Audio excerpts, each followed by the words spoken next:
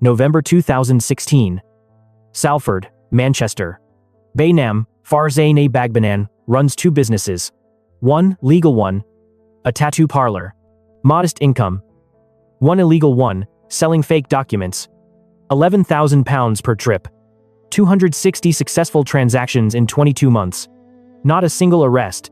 Not a single problem. £170,000 hidden in 5 bank accounts. Another £50,000 in cash at home.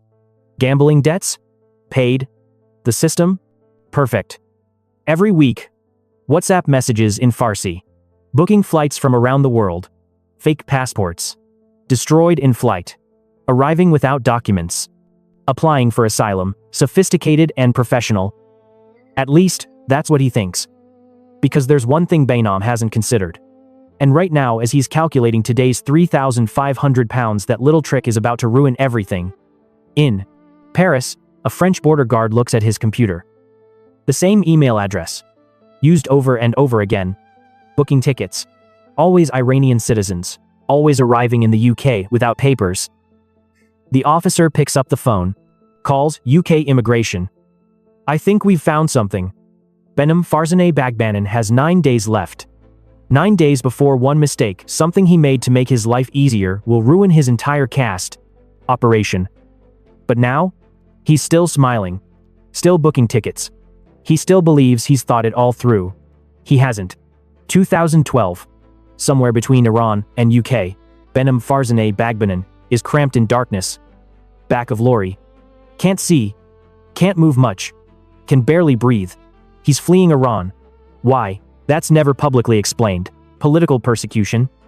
Religious issues. Personal danger. Court documents don't say.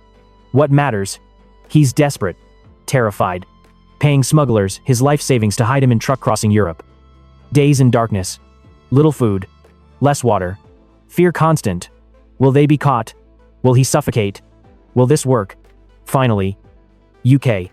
Immigration. Asylum claim. Process begins. Behnam emerges from Lorry transformed.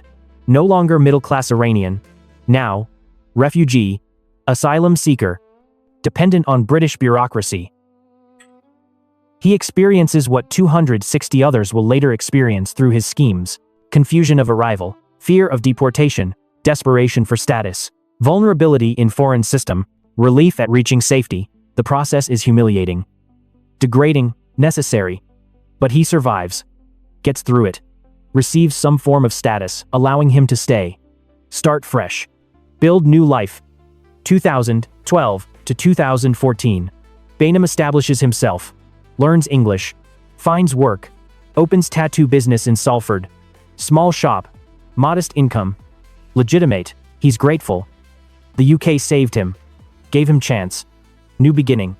Or so it seems. Because somewhere during those years, something changes. Gratitude becomes resentment. Relief becomes entitlement. Survival becomes greed. And Behnam discovers something. Gambling. 2014. Behnam walks into Manchester casino. Just curiosity. Just entertainment. Just small bets. 3 hours later. £500 gone. Stomach churning. But also, adrenaline. Excitement. The high of risk. He returns. Again. Again. Again. Casinos. Bookmakers. Online sites. Sports betting. Card games. Anything offering that rush. Within months. Problem gambler. Within year. Addiction consuming him. The tattoo business makes decent money. Maybe £30,000 annually. Enough to live. But not enough to feed gambling habit. Not enough to cover losses. Not enough when you're betting hundreds daily. Behnam needs more income. Much more. Fast. He can't get regular job immigration status, might complicate it. Can't get loans. No credit history. Can't ask family there in Iran, they don't know about gambling. He needs untraceable income. Cash income, large amounts. Quickly. 2015. Early months. Behnam sits in his flat. Debts mounting. Bookmakers calling. Desperation growing. Then he remembers. His own journey. The smugglers who helped him. The money he paid them. Thousands of pounds. Cash. Untraceable. And he realizes, people are still fleeing Iran. Still desperate. Still willing to pay anything to reach UK. What if? What if he became the smuggler? What if he helped others the way he was helped? For profit. Substantial profit. He knows the fear, knows the desperation, knows exactly what to say, how to pitch, how to convince. And he has something smugglers 4 years ago didn't have. Legitimate UK presence, bank accounts, email addresses, ability to book flights directly. The idea is audacious, dangerous, illegal, but potentially very lucrative. Behnam starts researching. How do smuggling networks operate? What routes work? What documents needed? How to avoid detection? He discovers loophole in Asylum system. If you arrive at UK airport without documents and immediately claim asylum, they have to process you, can't immediately deport. The trick? Get Iranian nationals onto flights from Europe to UK. They travel with fake documents. Destroy documents during flight. Arrive undocumented.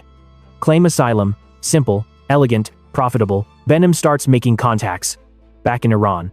Through Iranian community in UK. Through networks he remembers from his own journey. I can help you reach UK. Safe. Flights. Not trucks, not boats. Proper planes. £11,000 per person. First customer, nervous man from Tehran. Wants to flee. Has money. Trusts Behnam because he's Iranian. Because he speaks Farsi. Because he understands. Behnam books flight. Madrid to Manchester. Fake documents arranged through contacts. Customer flies. Destroys documents mid-flight. Lands. Claims asylum. Success. £11,000 received. Minus costs. Maybe £8,000 profit. One transaction. 1 week. More than 3 months of tattoo income. Behnam is hooked. Not just on gambling. On this. The money. The power. The thrill. He books second flight. Third. Fifth. 10th. By end of 2015. Dozens of successful operations. Hundreds of thousands flowing through his accounts. The gambling debts, paid. The pressure, gone. The lifestyle, upgraded. Behnam has found his calling. His business. His empire. And he's just getting started.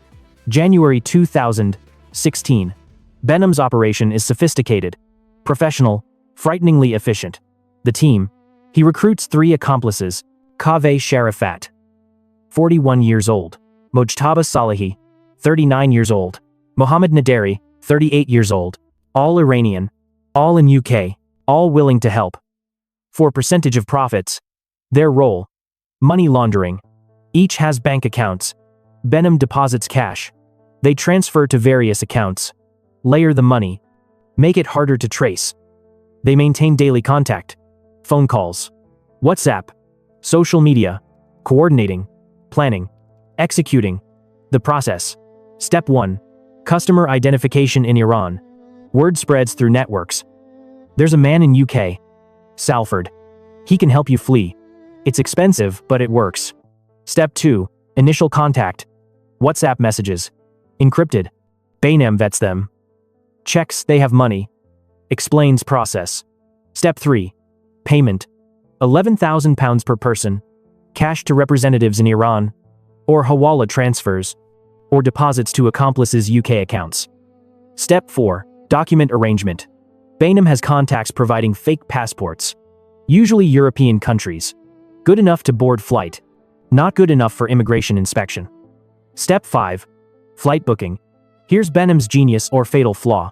He books directly online. Uses multiple email addresses. But increasingly, uses same ones repeatedly. Easier. More efficient. Why change what works? Step 6. Route coordination. He identifies safe routes. Alicante to Gatwick, Madrid to Stansted, Nice to Manchester, Lyon to Newcastle, Barcelona to Liverpool. European airports less scrutiny than Middle Eastern ones. Budget airlines don't check as thoroughly. Multiple UK entry points reduce pattern detection. Step 7. Pre-flight instructions. Board with fake documents. During flight, go to bathroom. Destroy documents. Flush. Throw away. When you land, you have no documents. You claim asylum immediately. Say you're from Iran. Say you're in danger. They have to process you. Step 8. Arrival support. Sometimes Behnam or accomplices meet them at airport. Sometimes not. Depends on risk. Step 9. Repeat. And repeat. And repeat. The volume. January 2015 to December 2016. Over 260 attempts. Not all successful. Some caught at European airports. Some documents too obviously fake. Some asylum claims rejected later. But success rate high enough. Maybe 70 to 80%. Profitable enough. The money. 260 attempts, multiplied by £11,000, average equals £2.86 million potential gross revenue. Actual money through Behnam's 5 bank accounts, £170,000 plus documented. Discrepancy explained by cash payments not deposited, money through accomplices' accounts, hawala transfers not traceable, costs, deducted documents, flights, commissions, still, massive profits.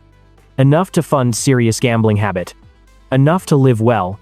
Enough to feel invincible. The cover. Tattoo business continues. Legitimate front. Visible in Salford community. Iranian immigrants come for tattoos. Some also use his other service. Nobody connects quiet tattoo artist with sophisticated smuggling operation moving hundreds of people. Nobody suspects the cash deposits are anything but tattoo income. Nobody notices pattern. Emerging in European aviation databases. Until November 2016. When someone finally does notice. Early 2016. Paris. French border police officer reviews aviation data. Routine analysis. Looking for patterns. Unusual trends. Potential security risks. Something catches attention. Repeated bookings. Same email addresses, appearing across multiple flights. Always Iranian nationals. Always arriving UK without documents. Officer flags it. Sends to UK counterparts.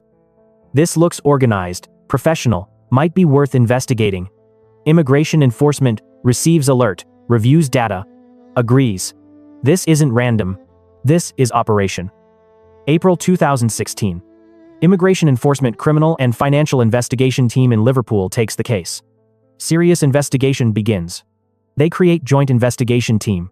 UK Immigration Enforcement, CFI, French Border Police, Europol Coordination, National Crime Agency Support, International Cooperation, multiple jurisdictions, significant resources. They start painstaking and forensic analysis. Email addresses, same addresses booking 50+ flights, 100+ flights. Pattern unmistakable.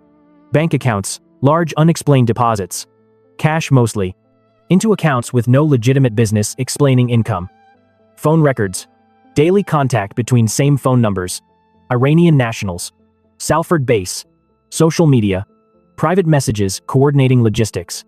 Coded language but pattern clear. Flight manifests. Compare bookings to actual arrivals. Iranian nationals boarding with documents in Europe. Same individuals arriving UK without documents. Claiming asylum. The evidence accumulates. April, May, June, July, August, September, October. 8 months of investigation, building case, identifying suspects, planning arrest. They identify ringleader. Behnam Farzaneh-Baghbanan. Tattoo artist, Rosso Place, Salford. They identify accomplices, Sharifat, Salehi, Naderi. All Iranian. All in UK. All with suspicious bank accounts. By November 2016. Ready to move. Evidence solid. Warrants prepared. Arrest coordinated. They schedule raid. December 5th, 2016. Meanwhile, Behnam continues operating. Oblivious. Confident. Still using same email addresses. Still booking flights. Still collecting cash. The perfect system running smoothly. The gambling debts getting paid. Everything under control. He doesn't know investigators are watching. Tracking. Recording. Building case that will destroy him. He doesn't realize his fatal mistake, efficiency over security. Using same email addresses because it's easier. Not rotating them frequently enough. Leaving digital trail investigators can follow. One small oversight. One repeated pattern. One algorithm flag. That's all it took. December 4th, 2016. Behnam books another flight. Madrid to Gatwick. Iranian man. £11,000 payment. Same email address he's used 200+ times before. He goes home. Counts money. Plans next booking. Tomorrow. Police will come. Tomorrow. Everything ends. But tonight. He sleeps peacefully. Believing he's untouchable. Believing his perfect crime will continue. He's wrong. December 5th. 2016. 6 a.m. Rosso Place, Salford. Behnam wakes to pounding on door. Loud. Aggressive. Official. Immigration enforcement. Open the door. His stomach drops. This can't be. Can't be him. Must be mistake. He opens door. 8 officers. Some uniformed. Some plainclothes. All serious. Behnam Farzaneh-Baghbanan? Yes. But you're under arrest on suspicion of conspiracy to facilitate illegal entry to the UK. You don't have to say anything, but it may harm your defense if you do not mention when questioned something which you later rely on in court. They flood in, search warrant produced. Systematic search begins. Computers seized, phones seized, documents photographed, bank statements collected. Every device, every record, everything. Behnam's mind races. What do they know? How much evidence? What mistakes did he make? He's taken to custody, interviewed, says nothing beyond, no comment. Solicitor advises silence. But investigators don't need his confession. They have everything: email trails showing 260 plus bookings, bank records showing £170,000 plus, with no legitimate source, phone records showing daily contact with accomplices, flight manifests proving pattern, testimony from French police about European bookings. Case is solid, overwhelming, undeniable. Behnam is released on bail, pending further investigation. But he knows, they have him. It's over. Or so he thinks. Because Behnam makes another decision. Another mistake. Perhaps final mistake. He decides to run. December 2016 to October 2018. Behnam disappears. Bail conditions: remain in UK. Report regularly. Surrender passport. Don't leave country. He violates all of them. Flees to Turkey. Then Greece. Then moves around. Anywhere UK authorities can't easily reach. European arrest warrant issued. Interpol notice. International manhunt. But he's careful. Uses contacts from smuggling network. Stays hidden. Avoids detection. Meanwhile in UK. Investigation continues.